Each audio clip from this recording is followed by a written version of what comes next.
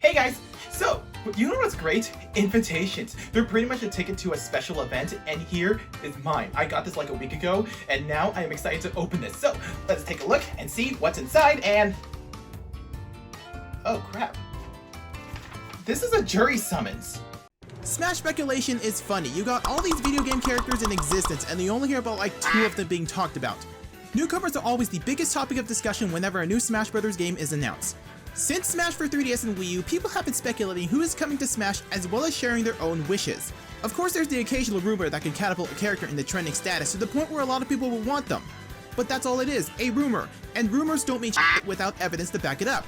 Some people resort to fan rules, which are always based on what currently is or isn't there and use it as a basis to a pattern they see. Some even use personal biases and pass them off as rules to try to justify certain characters whether they want them or not, some of which can get dumb at times. And no matter where you discuss characters, some characters' names will feel like the plague due to lots of people, including you or me, wanting them. If this is the case, shove your hand between the couch cushions, you'll find plenty of people that agree with you. Others will feel like the holy grail due to the elusiveness of finding another person who wants the same character as you do. If you had a wild idea for a character that nobody has thought of, I commend you for your imagination. Unless the character looks like they're from an anime, which could put you on a list on a case-by-case basis. And if you wanted a Fire Emblem character, that was punishable by death in some countries. This is a slice of my personal hell. Regardless, it is always interesting to see what someone wants in the Smash Bros. Roster, whether or not they genuinely want them, or if they're in the bandwagon. And you know what? It's fun to see varied answers. So, with that in mind, I finally know what I'm going to do tonight. I'm going to share my top 10 characters I want in Smash, whether it's for the current Smash DLC cycle or in a future Smash Bros. Game. I'm sure you know how these lists work. These are characters I strongly believe should be in Smash, characters whose name feels so big that leaving them out in Smash would be a crime. Just kidding! This list was made heavily with personal sentimental value in mind, meaning it's characters that personally connect with me and probably not everyone else. And full disclosure here, you will be unlikely to see a character that's popular to bring up in speculation, and if you want a reason for that, I'm a pussy! Regardless of the reason, I will attempt to explain them and why I believe they could have a shot, as well as a bit of a proposal on what I believe their moveset could be. I'll try to condense the explanations of their moveset as much as possible, as talking about them fully could be for another day. To keep this list as fair as possible, I'm only going to include 1 character per series for reasons I'm sure you can figure out. We're aiming for series diversity here, something I should encourage for all my future parties.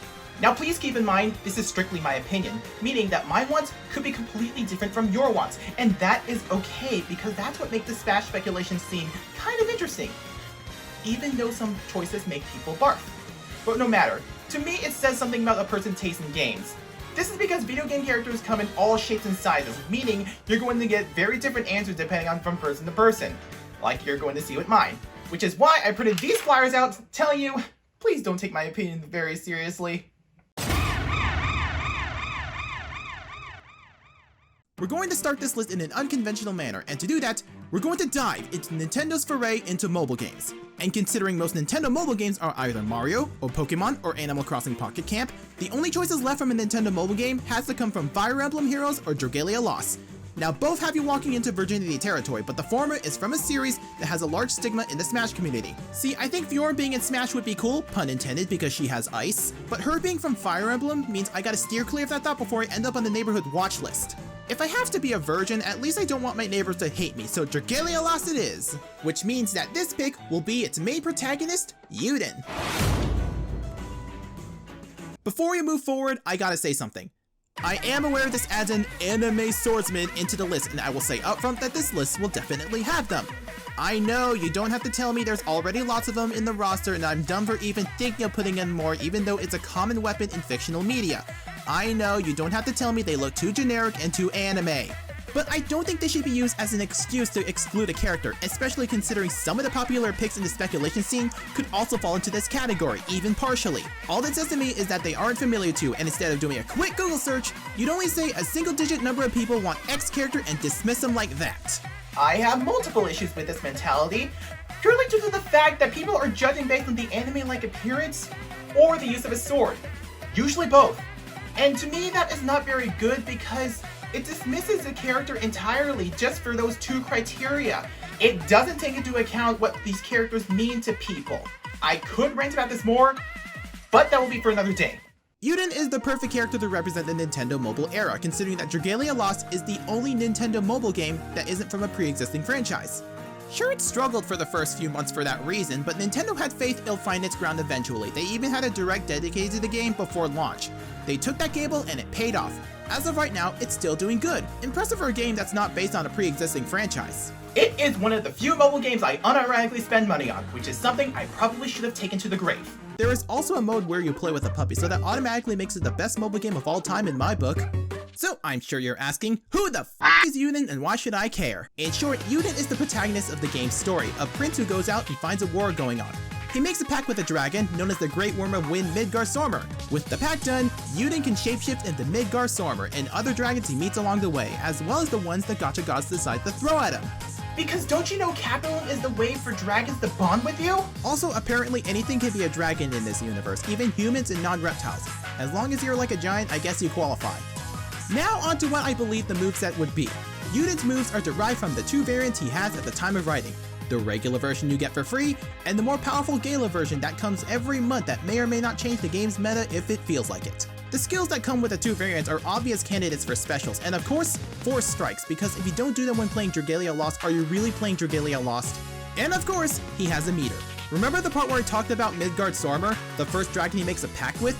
Yeah, that meter allows him to transform once the meter is full, and with the press of a button, boom, he is the dragon now. Think of it as Joker's Arsene, but you transform into a different character, one you must work your way to get and try to make the most of once gained. It'll be like a 2-for-1 deal, as you get to play two different characters in one slot, creating this interesting dynamic for Yuden. Also, we have 4 characters in Smash Ultimate crossover to Dragalia Lost in the form of Marth, Chrom, Mega Man, and Joker. At this point, just add in Yuden to make the crossover come full circle. However, there is one thing that's holding Yuden's chances back a little, alongside any chances to get anything Dragalia Lost related into Smash. Usually when you have a representative of a new series come to Smash, they bring many assets with them, including a stage, music from the series, and other related content. Guess which one's gonna cause problems? The music in Dragalia Lost is a bop, which is why God doesn't want us to have it in Smash. Much of its soundtrack consists of licensed songs, and as far as I'm aware, some of which already existed before the game even launched. We'd be treading copyright waters here unless we use songs that are specifically for Dragalia Lost only, and if they have vocals, let's hope it'll go as smoothly as adding the Persona music with Joker.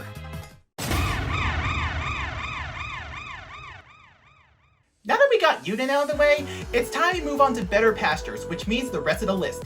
And hopefully none of them are gonna reach copyright infringement waters thanks to its music. You hear that? That is the copyright police waiting for someone to commit copyright infringement.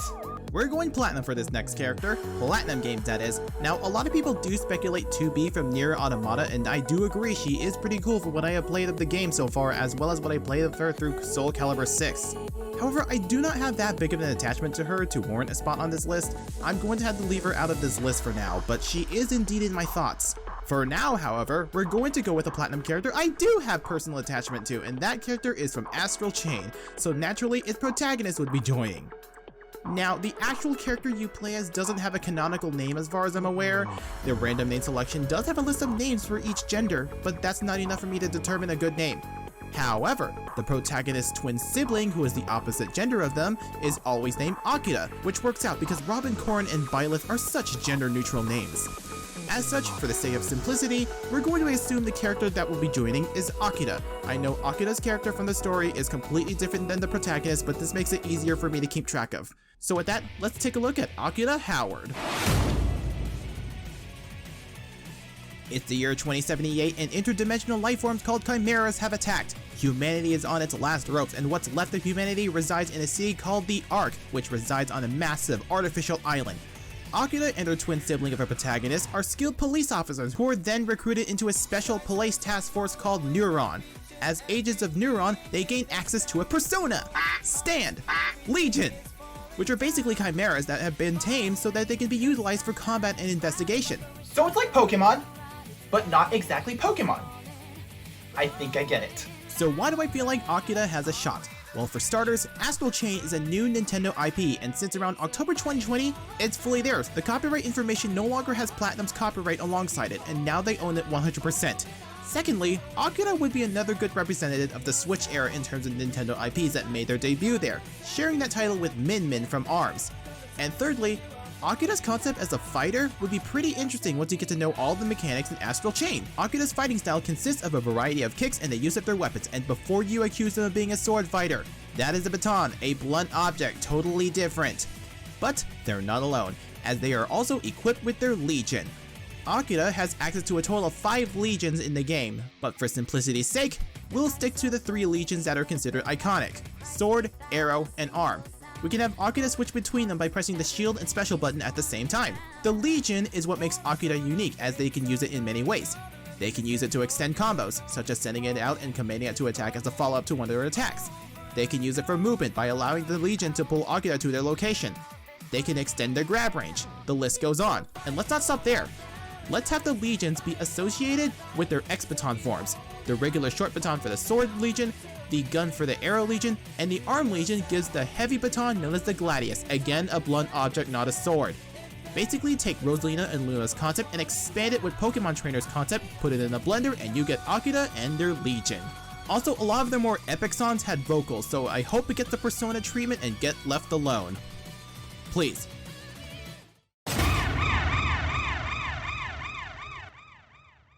I'm going to come clean. At the time of writing, this list originally contained Rex from Xenoblade Chronicles 2, and I incorporated Pyra and Mithra into his moveset as well. I was ready to go with explaining why I want them, and I will tell you, they were the number 3 spot.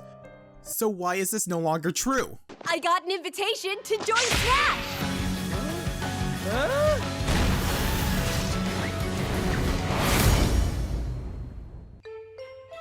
Uh-oh! Granted, Rex isn't the playable one here, it was Pyra and Mithra instead, but he does show up in their taunts and their final smashes, so this still technically happened, just not in the way I expected. So that leaves me with a blank spot to fill Rex's place in this list, meaning I have to go into the inner recesses of my mind to fill that void. Fuck you, I'm picking someone from Rhythm Heaven. It's okay, who cares about normalcy anyway? Okay, saying it out loud, it kinda sounds like I'm putting this series in the list just to fill the slot, but I promise it's good! Rhythm Heaven is charming. It is the most unconventional rhythm game where you perform various tasks literally using the song's rhythm. And with the series' numerous characters, you're bound to see people want them in Smash as a playable character.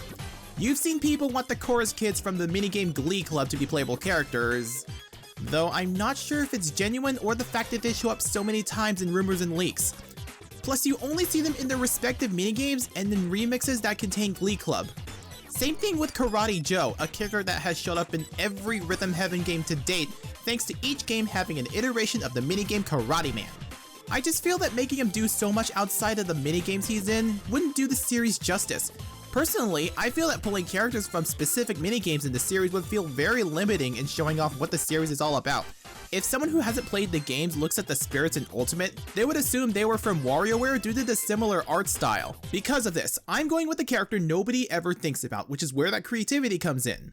I could pull someone from Rhythm Heaven Fever, the most popular game in the entire series. For that reason, Marshall seems to be the solid contender for the Rhythm Heaven spot. He is one of the first characters you see when starting up a new game, and there's the fact that his trophy in Smash for Wii U jokes about how he looks a lot like the Chorus Kid, so at least he fills the Chorus Kid slot nicely. The problem is Marshall only shows up 3 times in Fever. The beginning where you do the rhythm test, the endless minigame Munchie Monk, and the credits minigame Nightwalk, so would you really call him a main character? Then again, does Rhythm Heaven even have a main character? But don't worry, I have a character that I believe would be a solid pick, and to do that, we're going to have to go forward to the next and most recent entry in the series, Rhythm Heaven Megamix. Rhythm Heaven Megamix actually has a story where the other Rhythm Heaven games do not, which means I now have a character to work with because it actually has some sort of main character, which is why I picked this adorable thing, Tibby! Tibby being my choice for the Rhythm Heaven rep also works out because his debut game Megamix contains returning games throughout the entire series, meaning we can pull stuff from the many games to use his moveset, and seeing he is more involved in Megamix compared to Marshall, who is not only in fewer places in Fever but also not in Megamix at all, I feel that Tibby would be the better pick. I have been waiting for this moment. It's time to use my favorite Pokemon as a somewhat related segue to the moveset. You know how in Cinnaroar's side special, a Alolan Whip has different effects depending on your timing of the B button press? Where pressing B at the right time creates a powerful attack, early causes a slightly weaker, and late makes nothing happen? This can also apply to any Rhythm Heaven character as well, and this is what Tibby's moveset will consist of: timed attacks! I realize that the timed attacks thing can also apply to Geno as well, but we're not talking about him right now. Anyway, timed attacks, where moves are enhanced if buttons are pressed at the right time. In Rhythm Heaven, being on beat is how you win at Rhythm Heaven, and that means pressing a button at the right time. Barely missing a beat for being slightly early or late can be valid in some games, but it won't penalize you big. And if you are too early or too late in your press, that's bad. The same philosophy should apply to Smash as well. In this proposal, a lot of Tibby's moves have specific frames in its animation where you can press a button to enhance it. His tilts, aerials, and smash attacks could have a follow-up where if you press after the initial attack, you can do a follow-up attack. A perfect press could create a strong follow-up attack that could kill earlier or make Tibby less open for attack, while being extremely off will make for a terrible attack that will leave him open. The special moves should also be from minigames that are in Megamix that follow this design as well. The 4 minigames I will choose to represent are Glee Club for his standard special, Karate Man for his side, Launch Party for his up special, and Pajama Party as a buffing tool for his down special. These are just my suggestions, but Rhythm Heaven has a lot of minigames, it was hard to pick.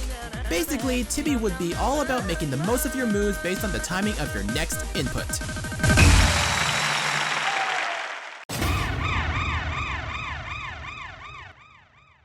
We already have 2 well-known fighting game developers in Smash already, Capcom and SNK, so I'd like to see the trinity of fighting games complete.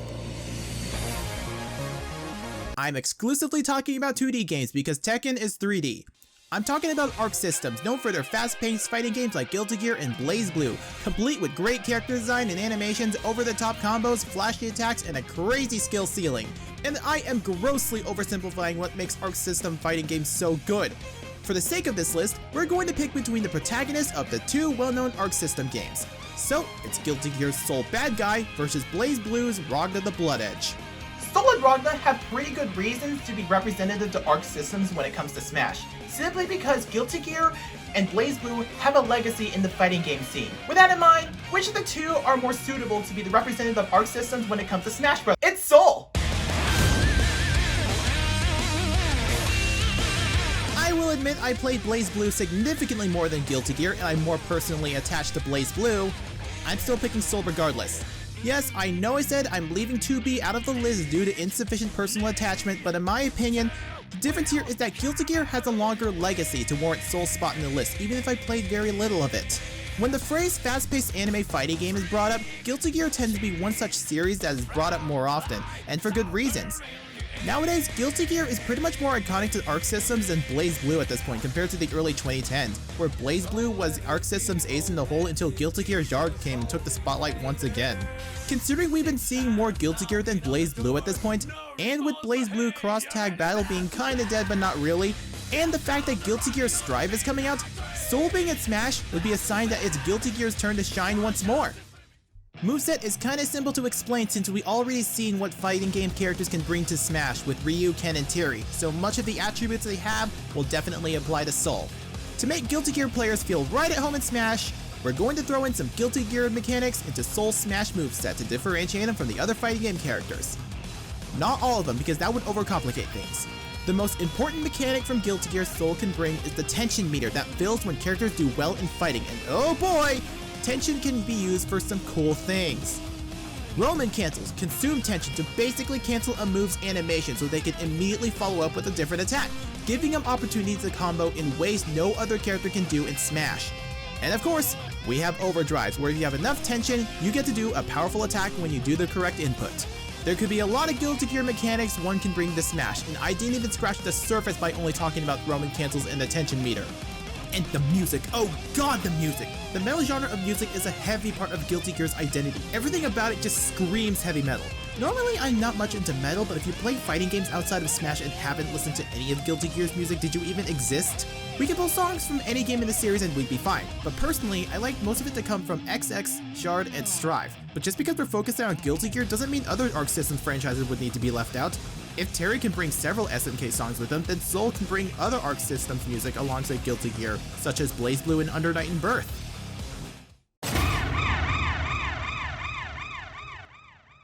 Man, oh man, talking about potential character choices is just filling me with so much hope due to the fact that at least one of these characters have the chance to make it. Do you know what would fill me with so much despair? If none of that happened. I'm sure this next entry of the list is going to fill people not with hope, but with so much despair.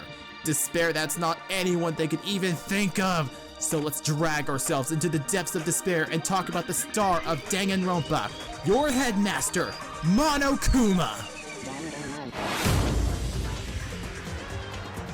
This sadistic monochrome teddy bear is considered the mascot of Danganronpa, and for good reason. He's pretty much the character that pops up when the series comes to mind. I feel that if anyone would represent the visual novel genre, Monokuma would be a potential candidate alongside Phoenix Wright. In fact, I did struggle a little between choosing between Phoenix Wright and Monokuma, but I ultimately decided that Monokuma means more to me, so we're going to be talking about him. Now, talking about Monokuma and the Danganronpa franchise in general tends to get on the spoiler side. Of course, this is Smash Brothers, and that means, when has Smash ever cared about spoilers? And you wouldn't be wrong. But, just to be safe, I'm going to provide a timestamp so you will know where to skip to if you don't want to be spoiled on the entire Danganronpa franchise. But if you've already played Danganronpa, or probably don't care about spoilers, let's keep on going! Monokuma, as I said, is considered the mascot of Danganronpa. What, you think the protagonist of Danganronpa 1, Makoto Naegi, would represent Danganronpa better? Where's your proof? This should prove it. You know, with enough creativity, Makoto does have potential, but we're not talking about it right now, maybe for another day. Anyway, Monokuma is a cute robotic bear hell-bent on causing despair. He is all about the chaos that despair brings in, trapping groups of students into a killing game where trust between classmates is tested. And when you really think about it, Smash is pretty much like a killing game if we have scenarios where, for example, Mario and Luigi beat up their respective princesses. Watching friends distrust and kill each other is the type of despair Monokuma craves, and when the time comes for it to get involved, Let's give it everything we've got! It's punishment time! Monokuma's moveset will contain as many references to the series as possible, mostly the three main games and Ultra Despair Girls. Danganronpa is a visual novel, so normally moveset potential would feel extremely limited, but that didn't stop Phoenix Wright from being in Marvel vs. Capcom 3. A lot of the moves he can pull from are from his regular beating sessions with poor Usami/Monami and some of the executions throughout the series, with Leon Kawada's execution pretty much required to be a part of his moveset, seeing it's pretty much the most memorable. Of course, we're going to have to include the most important thing in every Danganronpa game. No, that's wrong. No, that's wrong. No, that's wrong. Okay, so Monokuma himself can't shoot truth bullets, but his antics defy all logic. Would you really put it past him to do a move reserved for protagonists? Specifically, I imagine it'll work just like Komaru Naegi's hacking gun in Ultra Despair Girls, where he has a limited amount of ammunition for each bullet, but they have different effects. I've also seen people have Monokuma's Final Smash be tailored to his victim, and as cool as that sounds, that kind of sounds difficult to pull off development-wise. The most realistic Final Smash would be After School Lesson, as seen in Chapter 5 of Danganronpa 1. If Monokuma gets revealed, I actually hope the despair it'll cause everyone happens. It'll be so hilarious. But there's one thing that must happen in Monokuma's reveal trailer. This needs to happen in the end!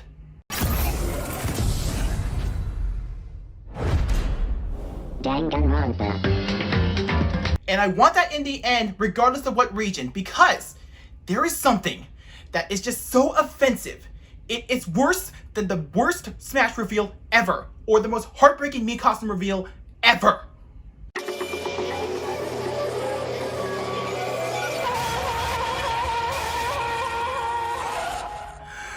Why? Okay, let's get this out of the way. Sephiroth became the second Final Fantasy character to come to Smash. This makes him the most recent instance out of the few where a third-party franchise has more than one character, the other two being Richter and Ken representing Castlevania and Street Fighter respectively. However, of the three, Sephiroth is the only unique character, the other two being Echo Fighters. Even though Ken's differences from Ryo blurs the line between what makes an Echo Fighter. So I'm just going to say this right off the bat, this spot is a Sonic character. Now when I say this could be anybody in the series, given its large cast, but that is very easy to narrow down. Shadow is a popular choice and a contender for a Sonic Echo Fighter. However, not only is he an assist trophy, which is the status has its own uncertainties at this time, but I don't feel that he should just be a Sonic Echo due to his own abilities. Knuckles is also brought up frequently due to how different he'd be from Sonic, but he's also an assist trophy, so that complicates things. Sephiroth's inclusion pretty much started discussion of Dr. Eggman's chances. He would also fulfill the need for another villain to join the roster, especially the villain of one of the most iconic characters in all of gaming. While that would be nice, I feel like we should give Sonic a buddy first. We can't have Mario and Sonic have all the fun. Luigi's gotta join for a 2-on-2 fight, and that means we're going to go with the other iconic sidekick, Miles Tails Prower. Tails, I feel that he is the most likely to be the next Sonic character to join Smash. Eggman's an iconic villain, and Tails is the other half of the iconic duo of him and Sonic. It was a close pick, but ultimately I picked Tails, not just because I like him better, even though that is a large reason why, but I feel he's a large part of what gave the series a push forward to icon status. Sonic 1 is where the series made its grand debut, yes, but nowadays people don't regard it as highly compared to Sonic 2.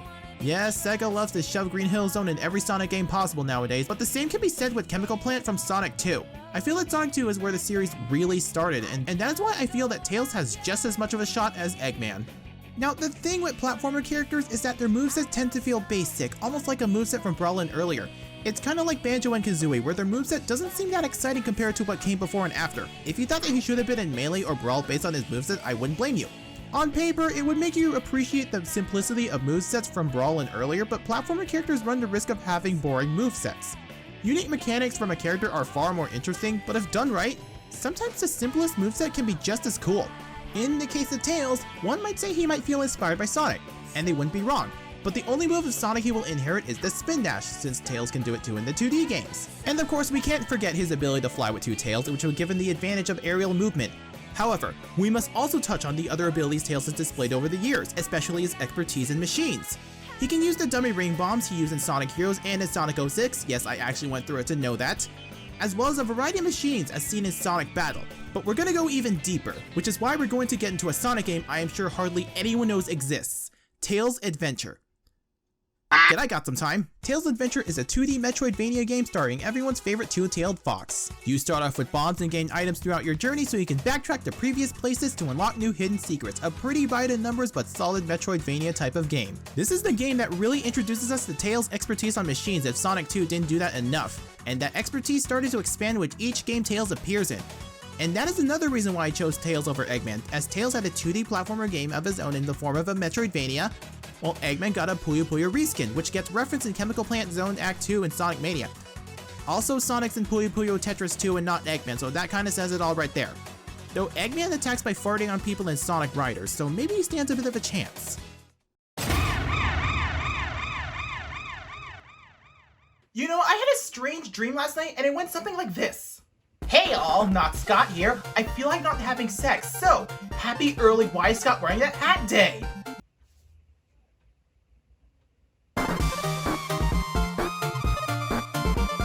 Yeah, it's f***ing terrifying. I was wearing a different shirt. This is gonna be a dream pick of mine. Literally, as the character in question is all about dreams. And I can think of no other character when it comes to dreams than our floppy-eared cat rabbit thing. You know, if this is your first time seeing this character and you thought he looks like a Sonic character, I wouldn't blame you, he kinda does. Just don't say that to the fans of this character, they hate that. Anyway, presenting Klonoa!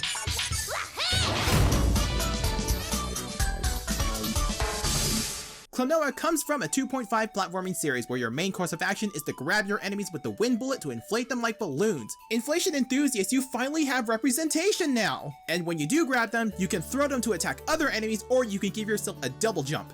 Klonoa games have this happy atmosphere, and you know it's a happy game when you hear Klonoa be all. Each playthrough will fill you with joy, laughter, and tears. Especially tears. And plus, he has Pac-Man on his hat. That's amazing! Why isn't he the secondary mascot? Now, Namco Bandai hasn't been acknowledging his existence lately, and he has been dormant for years. Not exactly surprising considering that the Wii remake of the first game didn't do too well, despite Namco Bandai's best efforts of making sure only their hardcore audience knows it exists, which they still do today. Just take a look at the recent attempt with the worldwide version of Tales of the Race, that worked out brilliantly.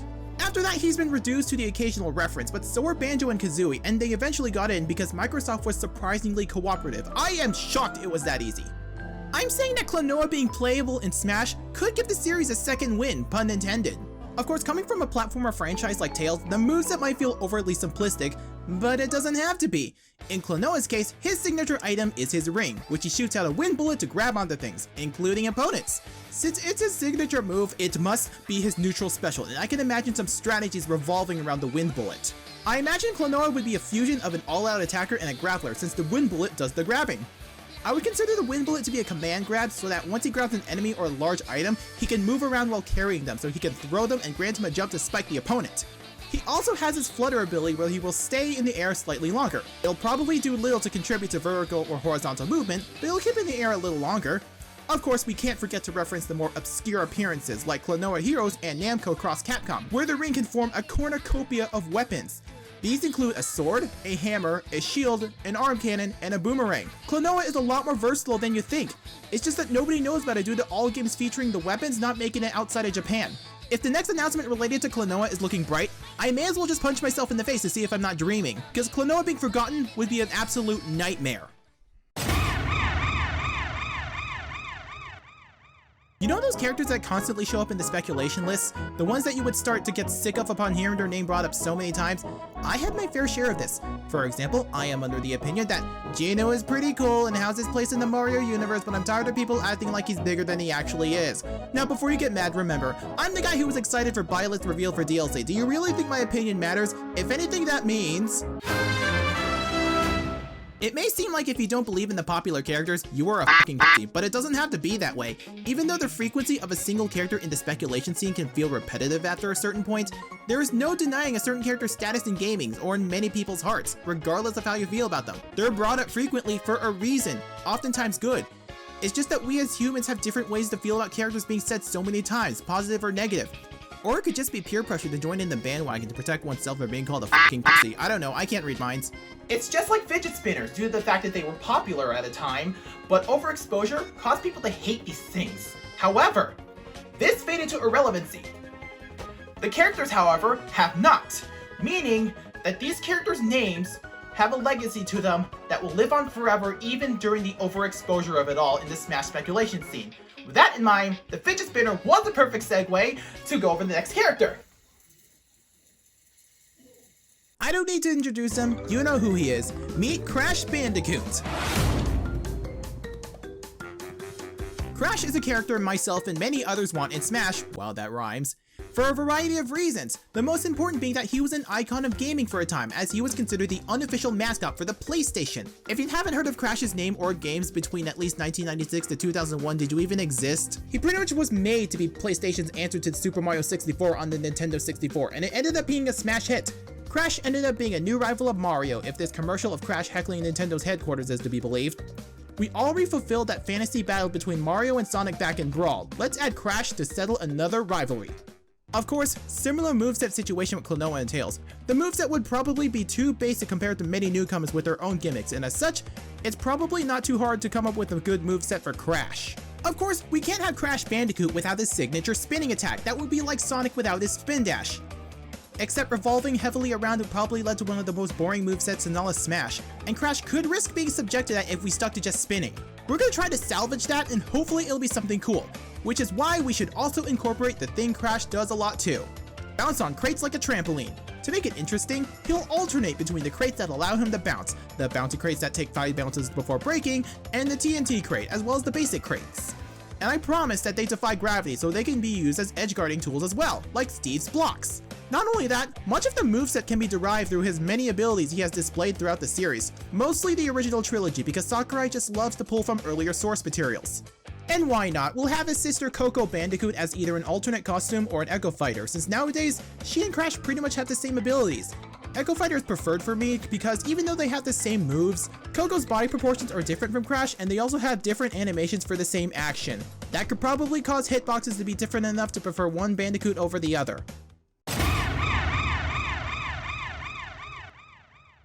This next one gives me the urge to cut something. However, I can't trust myself with a knife or scissors or any other sharp object. Luckily, I found an alternative. So I will take this bottle that I randomly found, take this marker, and then draw a straight line over it, and then wait for the magic to happen. Give it time. I swear the book makes it look so easy. Ivy starts feeling lonely in the quadruped fighters list, being the only one. Let's change that! And how appropriate that Ivysaur has a flower bud on its back, because flowers are involved here too. And what do flowers need to grow? The sun. And who is most involved with the sun? That's right, a god. And which god? The sun god. Villains are no match for Pyra! Not you. Yes, you. Amaterasu, the sun goddess taking on a wolf form, hails from the game Okami, one of the most beautiful games ever with its charming cast of characters, visually appealing art style, and great references to Japanese mythology. Okami is considered one of the best games of all time, and one of the prominent examples of video games as a form of art, if not the very reason they are considered such, a belief I hold to this very day even before playing Okami. At this point, I argue that Amaterasu is what I would consider an icon of gaming due to how artistic the game is, and Capcom certainly agrees considering they've been putting Okami HD on as many platforms possible. It'll probably be a matter of time until the game shows up on the PS5 and Xbox Series X. Also, to really justify her spot, she can be pet. The Can You Pet the Dog Twitter account confirmed this, and their word is law when it comes to petting dogs in video games. Ami will be the only fighter who is a pettable dog. All the other fighters either can pet the dog, cannot pet the dog, or a dog that cannot be pet. Ami has 3 weapons, Reflector, Glaive, and Rosaries, which she can use as her regular attacks. And why not? Let's have pressing the shield and special button at the same time to allow her to change her weapons on the fly, just like Min Min with her down special. Except each weapon will completely change her tilts, aerials, and smash attacks. Of course, the brush techniques are a large part of Ami's character, and this would have been difficult to implement into Smash under normal circumstances. However, Ami did appear in Marvel vs. Capcom 3, so at least we have a baseline to work with when Okami does it. Power Slash would definitely be her neutral special, where she can either slice outright and deflect projectiles with it, or spawn a piece of paper with a single line that'll float in the air, attacking anyone who touches it. Side special would be influenced by her current weapon, and these would be the sub-weapon properties of the Divine Instruments. The Reflector puts up a shield that counters with the grab when attacked and absorbs projectiles. Glaive has Ami charge up with a powerful slash, and Rosaries give Ami a projectile attack. Up special would be the Vine technique, and down would be the counter that would become Veil of Mist. This is the gist of my version of how Ami's moveset would work if she gets in. I'd explain more, but we'd be here all day. What must happen, however, is that 2 of Ami's moves must make it into taunts because they work so perfectly.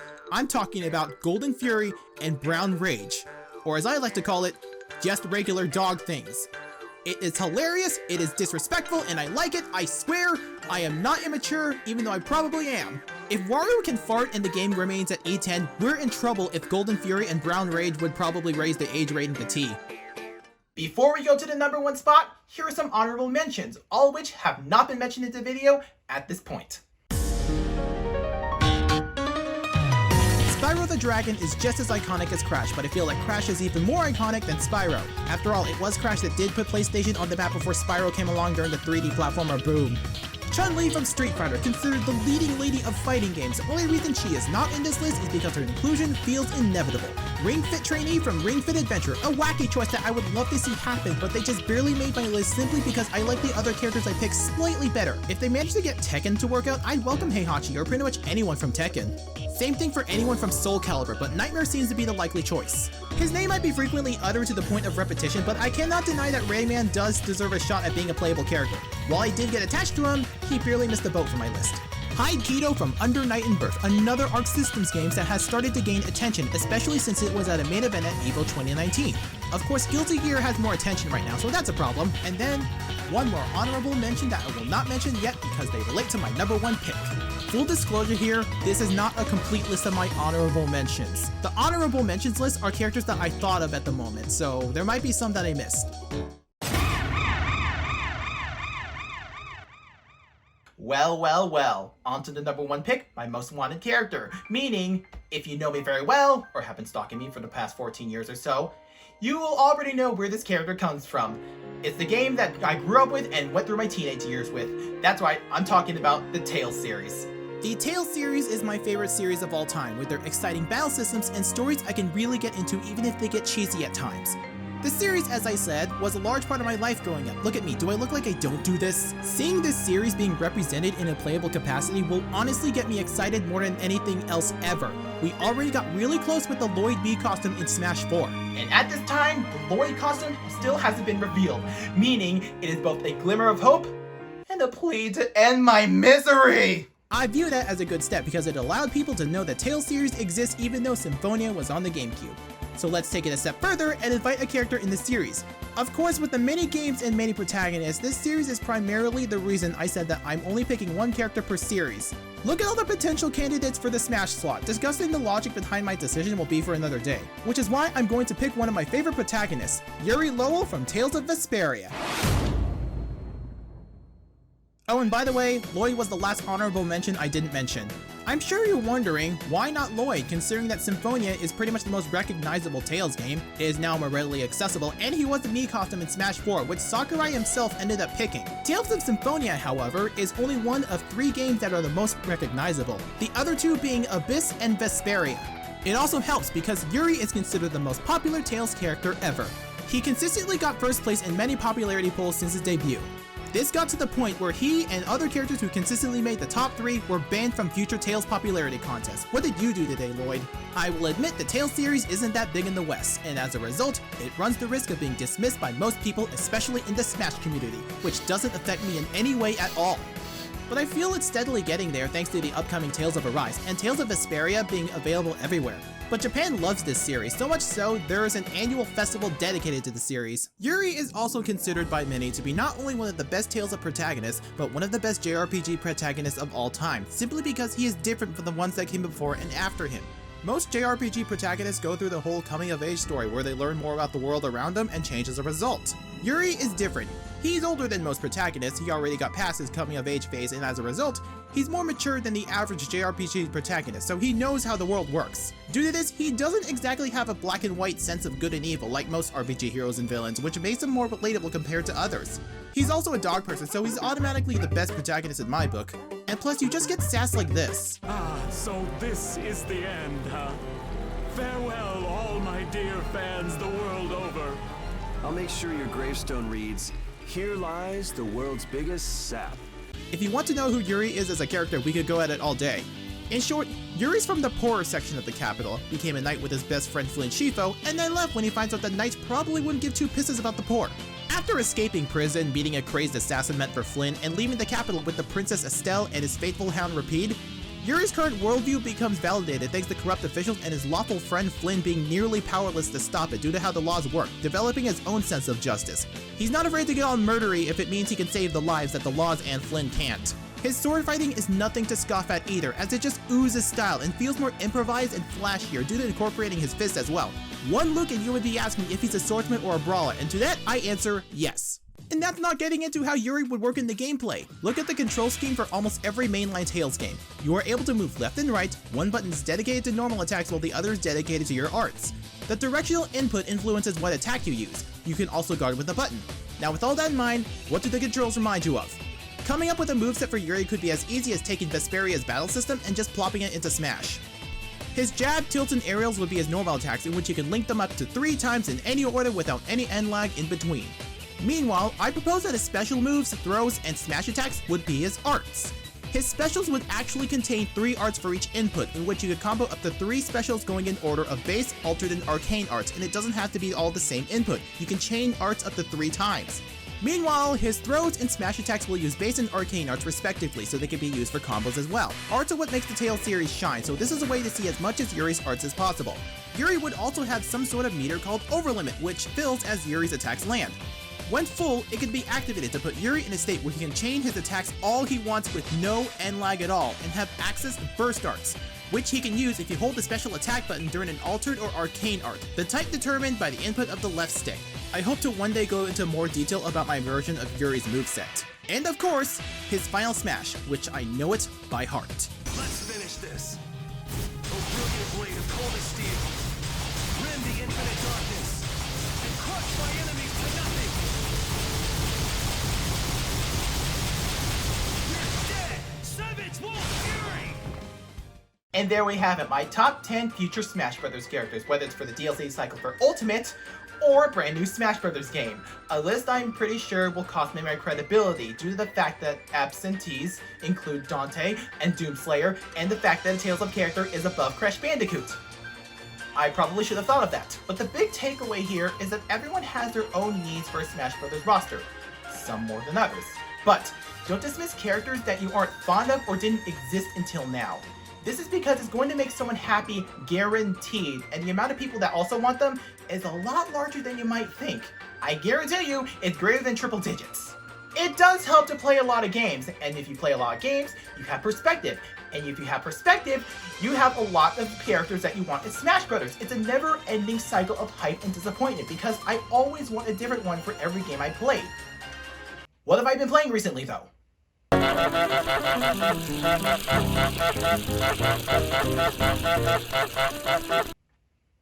I think it can work. Now here's the part where I plead profusely for this character. Please, Sakurai, please!